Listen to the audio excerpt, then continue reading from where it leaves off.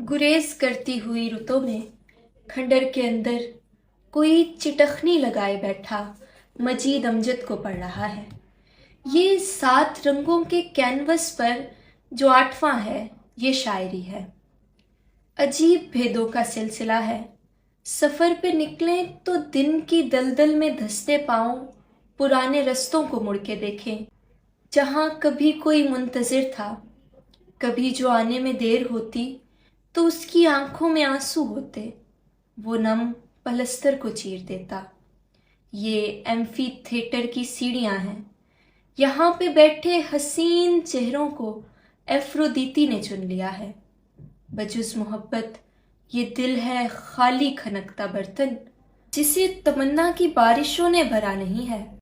हमारी आंखों पे रोशनी का ज़हूर होने से थोड़ा पहले किसी ने चैनल